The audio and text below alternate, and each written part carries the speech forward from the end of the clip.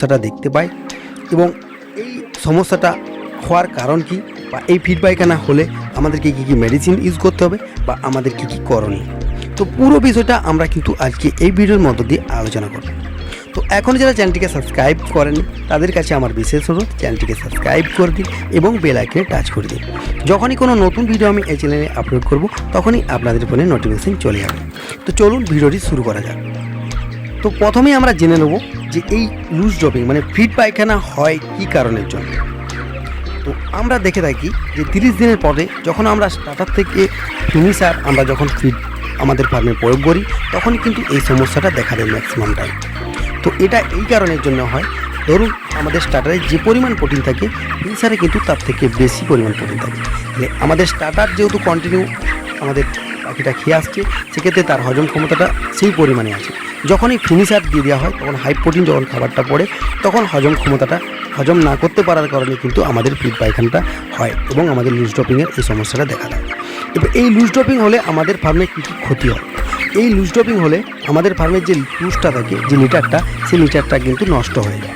নষ্ট হয়ে যাওয়ার কারণে কিন্তু ফার্মে একটা গ্যাসের সৃষ্টি হয়। গ্যাসের সৃষ্টি হওয়ার কারণে কিন্তু আমাদের ফার্মে ঠান্ডা লেগে যায় এবং নানা রকম রোগে আমাদের কিন্তু মুরগি আক্রান্ত হয়ে যায়।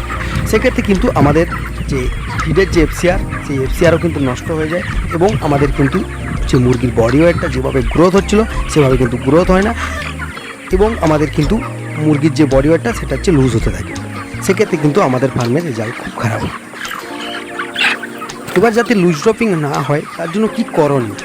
তো আমরা যে বিষয়টা আমাদের ফার্মে করে থাকি সেটা হচ্ছে যে যখন আমরা স্টার্টার ফিড আমাদের যখন শেষ হয় এবার আমরা ফিনিশার ফিড আমাদের স্টার্ট হবে সেক্ষেত্রে আমরা তখন কি করি, আমাদের যে স্টার্টার ফিড আছে যে স্টার্টার ফিড এবং যে ফিনিশার ফিড আছে সেই দুটো ফিডকে আমরা মিশ্রণ করে আমরা 2 থেকে 3 দিন কিন্তু আমাদের ফার্মে প্রয়োগ করি।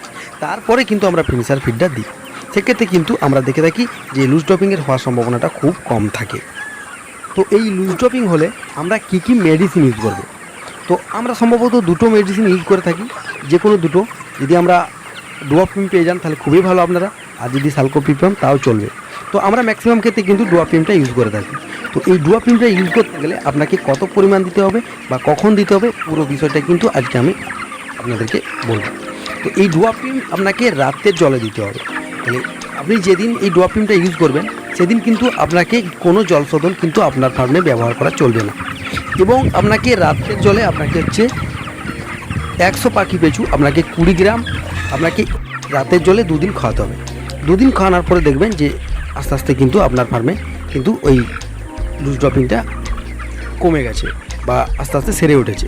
এবং আপনার যদি ডুয়াপিম না পান সেক্ষেত্রে আপনি সালকোপিমটাও একই ডোজে আপনি কিন্তু দিতে পারেন। তো এই ভিডিওটি যদি আপনাদের ভালো